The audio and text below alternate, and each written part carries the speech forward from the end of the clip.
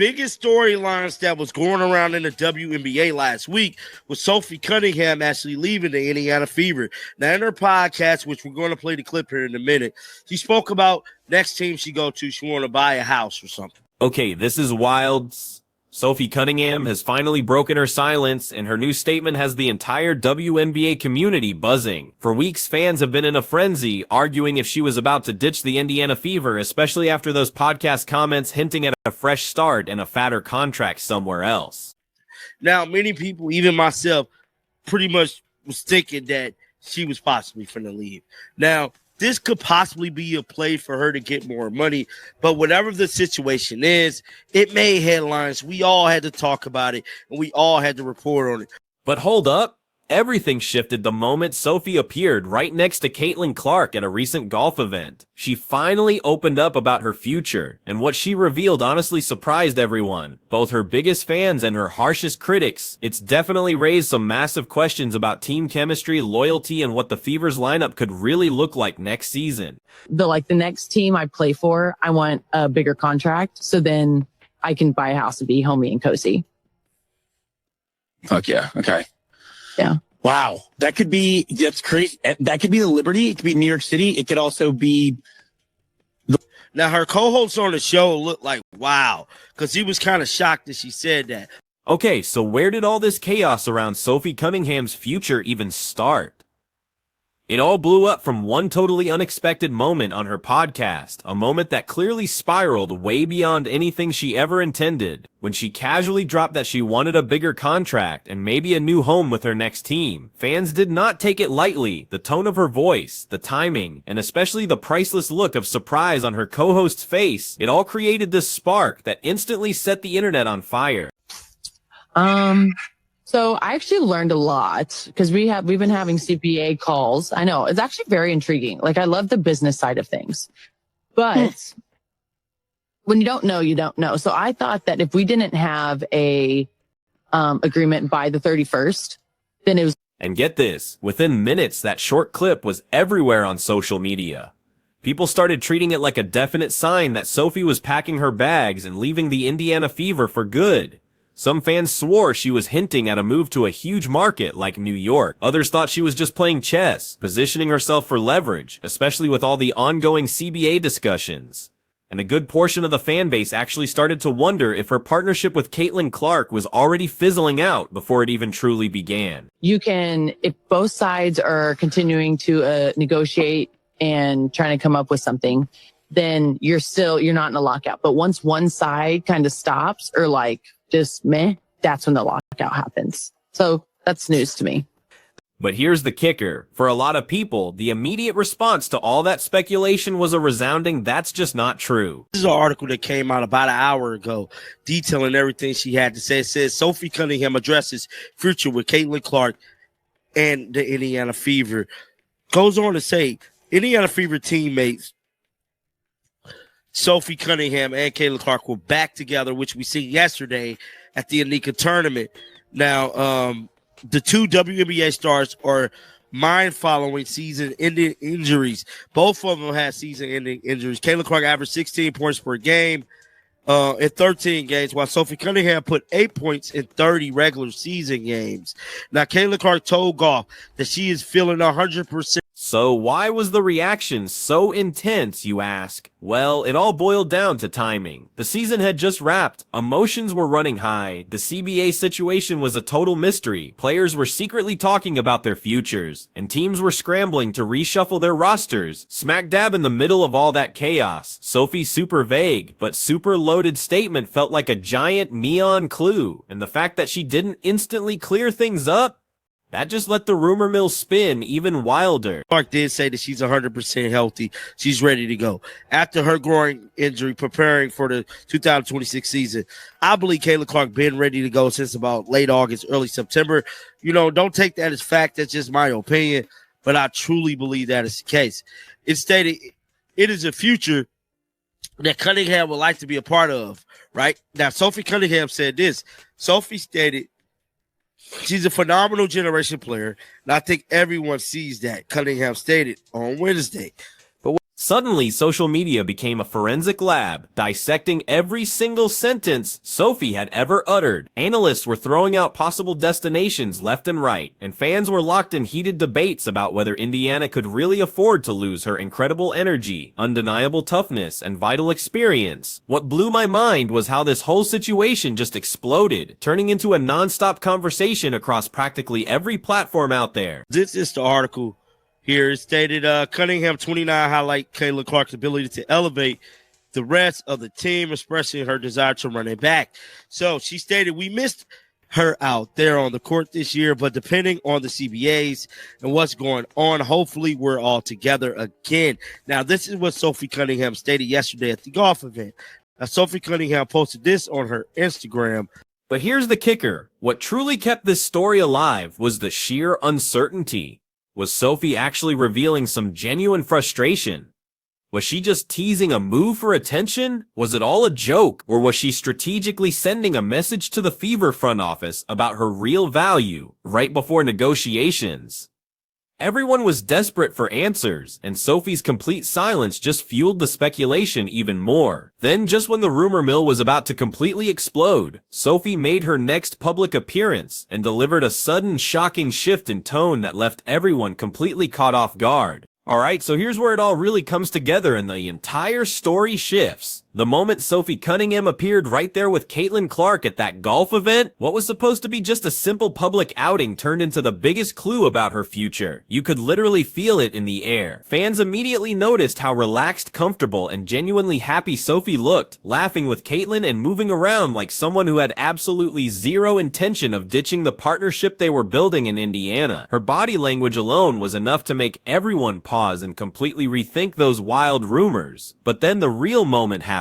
Sophie spoke publicly for the first time since that podcast clip went viral, and her tone, it was completely different. Her message crystal clear. She openly raved about Caitlin, calling her a phenomenal generational talent and emphasizing how much she genuinely missed playing with her on the court. This wasn't someone distancing herself from the Fever. It was someone leaning all the way in. Fans immediately picked up on this seismic shift. Real media outlets started flipping their predictions. People went from assuming she was out the door to believing she might be preparing to double down on her commitment. And get this, what really sealed the deal was her comment about wanting to run it back with Caitlin and the rest of the team if the CBA situation allowed it. Those, my friends, were the exact words fans had been desperate to hear. Instead of talking about leaving, she talked about reuniting. Instead of hinting at other locations, she focused on elevating Caitlin and helping her lead the team the way she knows she can. It felt like she was rejoining the story, not stepping away from it. This unexpected twist ignited a whole new wave of discussion. Was Sophie shutting down the rumors because she truly wanted to stay, or just calming the storm until the final contract talk? Her tone sounded sincere, but you know how it is. Players often say all the right things publicly while still negotiating hard behind the scenes. Regardless, this golf event was the first time Sophie made it absolutely clear she sees a future right beside Caitlin Clark, and that shift in energy perfectly set the stage for even more revealing moments. As the golf event clips continued to circulate, another layer of the story emerged through a detailed article that finally broke down Sophie Cunningham's full comments about her future. This was where fans finally got the real context, not just fragments from a podcast or quick social media reactions. In this interview, Sophie spoke even more openly about what she sees in Caitlin Clark and why she believes their partnership has so much unfinished business. She hammered home how much Caitlin elevates everyone around her, calling her a generational player who completely changes a team's dynamic. This wasn't the language of someone preparing to bail, it was the language of someone who truly believes she has a crucial role in something much bigger. The article also highlighted that both Sophie and Caitlin were recovering from season-ending injuries, and that shared experience built a quiet but strong bond between them. She talked about missing Caitlin on the court, missing the pace, the spacing, and the sheer excitement of playing next to someone who forces defenses to adjust every single second. She framed it almost like a partnership that was interrupted, not completed.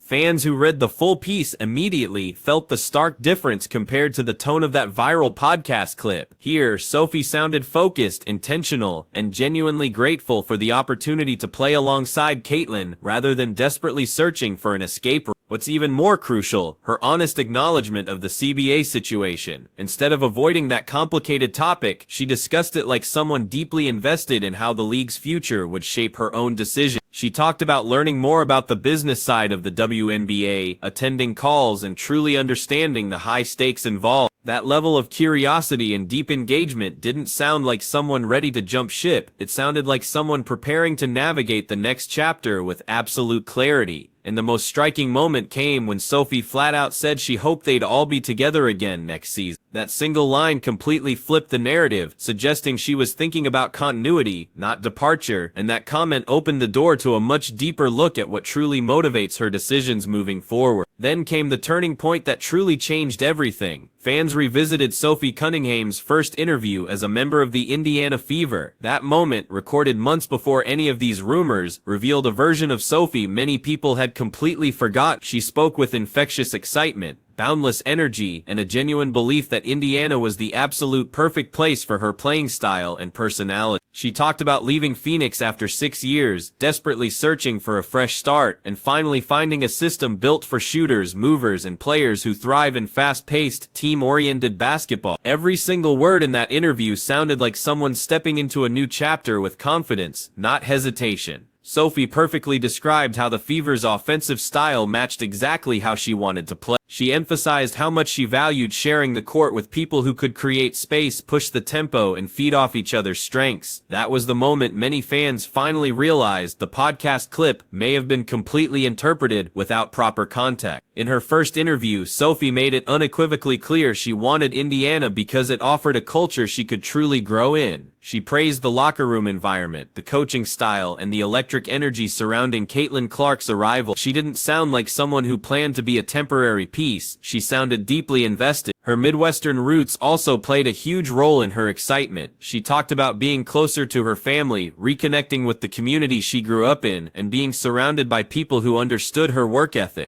Her family had already begun asking about season tickets, which showed just how serious she was about building a life in Indiana. These were crucial details fans had completely forgotten in the heat of rumor-driven speculation. Then came the most telling part. Sophie talked about learning from legends like Diana Taurasi and wanting to pass down that same mentorship to Caitlin Clark. She openly embraced the role of a veteran who could guide younger players while still competing fiercely. That kind of commitment isn't something a player develops overnight or discards easily. Seeing this interview again reminded everyone that Sophie arrived in Indiana with clear purpose, incredible enthusiasm, and long-term belief, and that perspective completely changed how people viewed her recent comments. Once fans revisited Sophie's original mindset, her recent actions started to make so much more sense. What many people overlooked was just how deeply Sophie values connection, chemistry, and loyalty. These traits popped up again when she posted her season recap on Instagram, a message overflowing with gratitude, personal milestones, and an emotional reflection on her entire journey. She mentioned new teammates, new relationships, and a renewed sense of purpose, and buried right in that post was a comment from Caitlin Clark herself saying, "It was time to run it back." A statement that carried far more weight than people first realized. It confirmed that Caitlin herself wanted Sophie to return, and Sophie's response clearly suggested she felt the exact same way. That interaction, it changed everything. Fans began reading the entire situation through a completely different lens. Instead of seeing Sophie as someone looking for a way out, people started seeing her as a player navigating injuries, uncertainty, and the tough business side of the league, while still holding tightly to her connection with her team. Her bond with Caitlin was no longer just a fan-created storyline. It became something both players openly acknowledged. Sophie's willingness to post about her season, describe her happiness, and highlight the relationships she built, signaled a player who genuinely appreciated her environment, rather than someone preparing to leave it behind. The Instagram post also hinted at how much this season meant to her personally, mentioning a new knee, a new tooth, and all the emotional ups and downs that shaped her 7th year in the league. It was a raw reminder of how much she fought through, both physically and mentally. Players who endure seasons like that often crave stability, not sudden change. They want to return to familiar faces, supportive teammates, and environments where they feel truly valued. The fact that Caitlin publicly engaged with her added a second powerful layer of affirmation. It showed mutual respect and a genuine desire to play together again. At this point, the rumors about Sophie leaving began to lose serious momentum. Fans who once believed she was on her way out started asking whether the entire storyline had been blown completely out of proportion. But the biggest shift was still ahead, because Sophie's final comments at the golf event finally addressed the uncertainty head-on in a way no one expected. Sophie Cunningham's final comments at that golf event became the ultimate moment that truly reshaped the entire narrative. After days of non-stop speculation, furious fan arguments, countless media breakdowns, and wild theories about where she might go next, Sophie finally addressed her future with a clarity that genuinely caught everyone by surprise. Instead of dancing around the topic or leaving any room for interpretation, she spoke directly about Caitlin Clark, the Fever, and what she truly hoped would happen moving forward. She praised Caitlin again, calling her a player who elevates everyone around her, but this time she added something even more important. She said she wanted to run it back with the same group, depending on how the CBA situation unfolds. That one sentence instantly became the headline everywhere.